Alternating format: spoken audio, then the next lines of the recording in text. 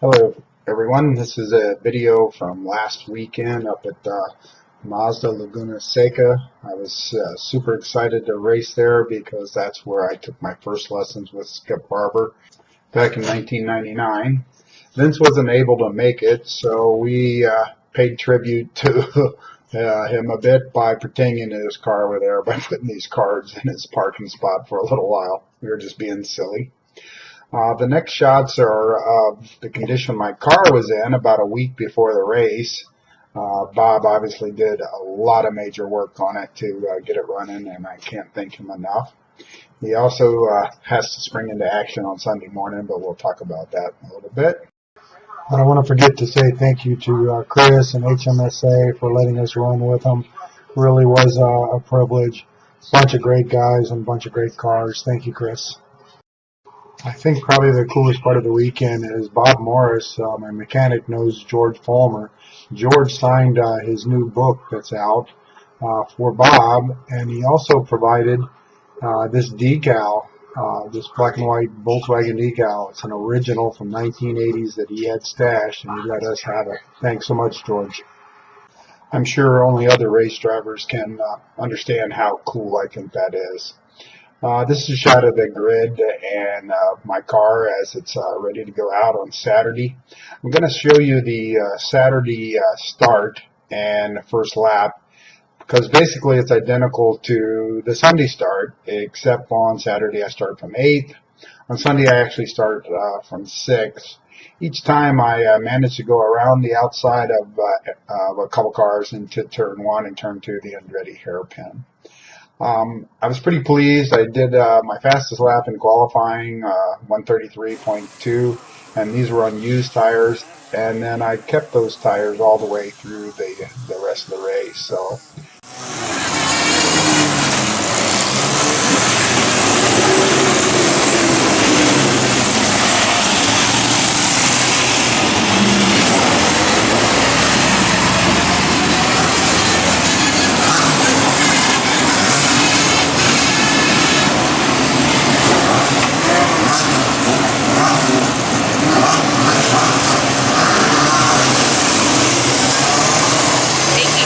Qualifying on the first day at Laguna Seca.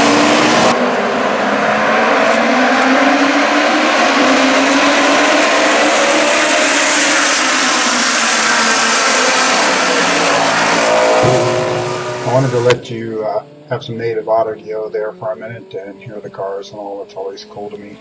At Monterey here, we actually have to use extra means of muffler systems. We're limited to 103 dBs of noise because we don't want to disturb the neighbors, I guess. I don't know. Anyway, it makes cars a little quieter. This is that start from inside the car going into turn 1. And you can see I picked up a couple spots. I end up here behind Tom Minich, I think it is, in number 9. There's my baby. All right. I got up front pretty good.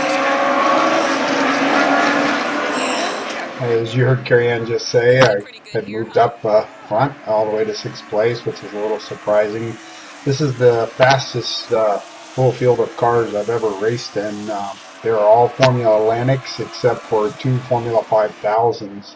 The Formula Atlantics have a smaller engine, but they rev to 11,000 RPM, and so I have quite a bit more torque out of the corners and up the hills. As you can see here, I finished the qualifying race in 7th place. I think one of the cars broke or something, but I actually ended up starting on Sunday from 6th. I think you're hearing my wife say 7th, but that's not correct. It was 6th place.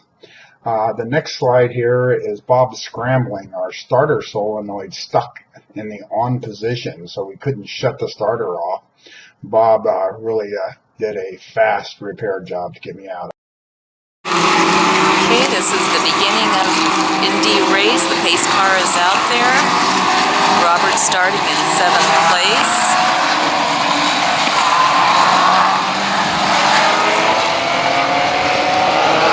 Cars are going around at the start. So this is now the start of the Sunday race from inside the car. I'm in 6th place on the outside of Larry there. And then right in front of me, that's car number 19, which is Carl Moore. He's quite quick. And then Tom in the pink car there is on the left. And similar to Saturday, I run down the outside here, go through the Andretti turn quite wide. And as you can see here, I did a little bit better than I did on Saturday. Coming out of turn 2 here, I will get up next to Tom in the pink car. I'm right beside him right now, but I hold that position and I'm able to kind of block him out in turn 3. And I end up taking over 4th place quite comfortably. You notice right here a little wiggle by me as I'm coming out there trying to get on it. I'm a little excited. And yes, the exterior shots will be a little confusing here and there in that there are 2 yellow and blue cars and 2 pink cars. The first yellow and blue is Cal Meeker, and the other pink car is Martin Lauber. And they were quite quick, much quicker than most everybody else, and they are in 1st and 2nd place from the start of the race right on through to the end. We don't see much more of them. Now we've got some shots here of turn 7 and 8, the famous corkscrew. Really cool to drive through there in my own car.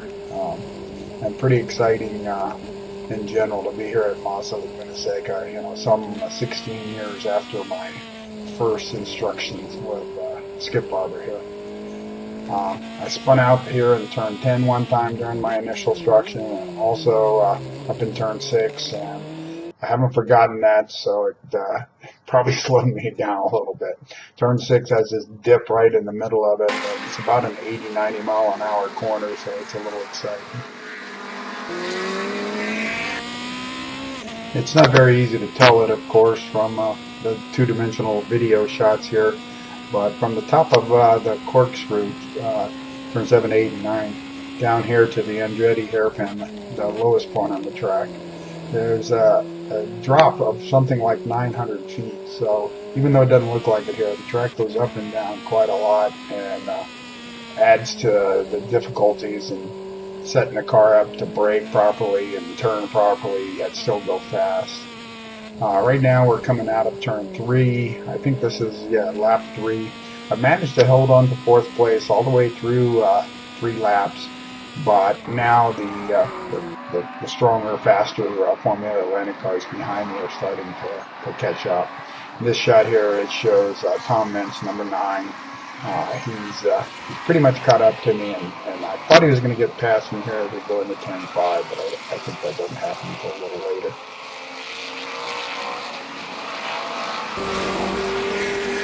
This shot is turn 4, lap 4. Tom's gotten past me in the pink car, and now Larry Savage and his 77 Formulatic, I think it's a March 76B actually, is starting to catch up with me, and I think the next shot will be turn 4, 5, lap 4 or 5, and you can see Larry starting to close up on me. I think I'm probably back to just 5th place at this point, and we're about halfway through the race. This shot is showing again Larry. I think I held him off for 1 full lap, and then he's pretty close now, and as you'll see, he actually passes me going into turn 5 and then holds that and powers up to turn 6 towards the back top of the track towards the corkscrew.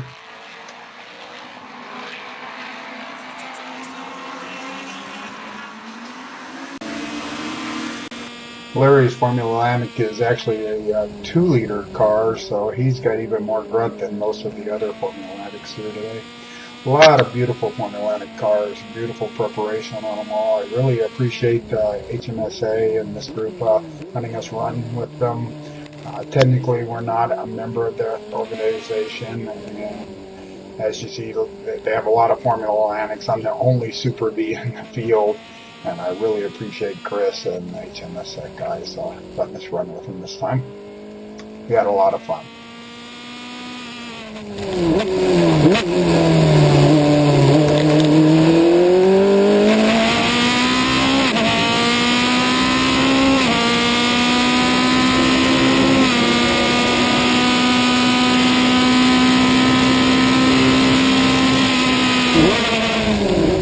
So as the caption indicated, that was a Formula 5000. They're basically a late 70s, early 80s Formula One car with 500, 600 horsepower, and obviously it just blew right by us. However, in a minute here, he'll have some problems, and actually kind of gives me a scare because I don't realize he's in trouble.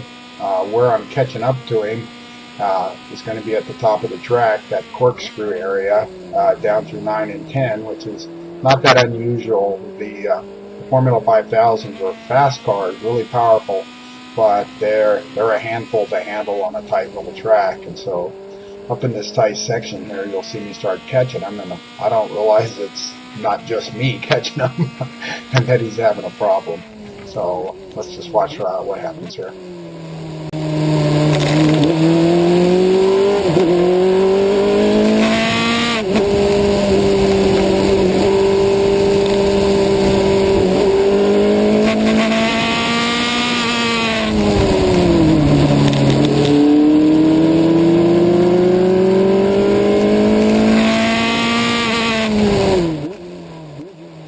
So it's not really apparent from this shot, but up ahead of me there's some traffic that Larry and the other car run into, and so it allows me to catch up to Larry. And in this next clip, you'll see us going down into turn 11, I think it is, and I'm getting pretty close to Larry. Yeah, this is actually turn 10, and I'm getting pretty close to Larry and going down the front straight. I think he makes a mistake at a turn 11 or something. I almost passed him. Also, you can see a little orange car right there passing that Formula 5000. That's David Alvarado, and he and I actually have a really good fight.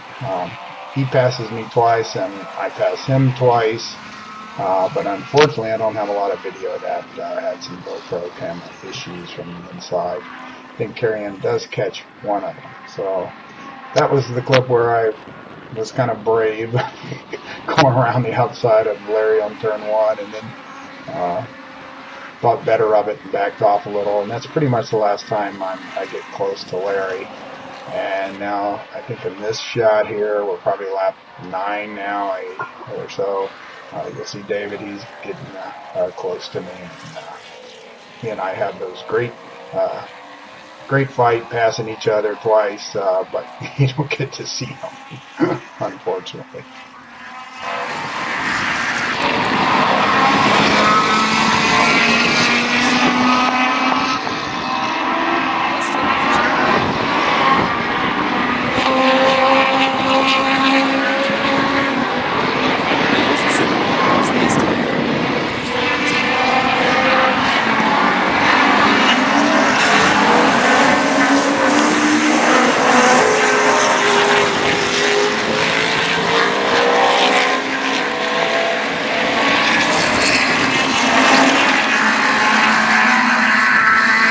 So you'll see David here go down the inside and make his first pass on me right here. What's really difficult to see, hard to make out here, is he misses a shift, I think, right there. And I almost run into the back on there on this first time and pass him down the front straight. But as you can see there, I kind of give him some room and let him pass me back down into turn 1. I then stick pretty close to him for the rest of this lap, and we do the same thing on the next lap. But I was ready for him to miss this shift. Sorry, David.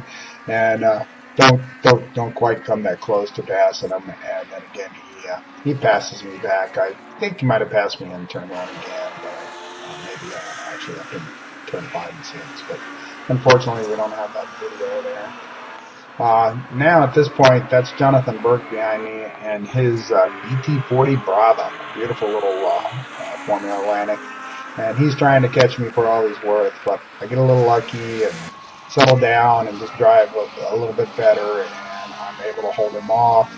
This is the end of the race. Actually, we've had the checkered flag, and Jonathan comes up and gives me a wave, and then I'll zip up here a little further to get by Larry and congratulate Larry. You can also notice here that David Alvarado managed to get past Larry, which I was a little surprised at. Don't know what happened there or anything. So that's it. A great weekend, great racing, had a blast. I was on old tires, like I said, the whole weekend, used tires, and I finished 8th. On the right side of this slide, you see the 5 little lines there. 5 cars actually had faster laps than me, but I still finished in front of them, so that's always great. Had some great free time to get around and see the countryside. As you can tell, got down to Monterey, to the piers, the canning pier area.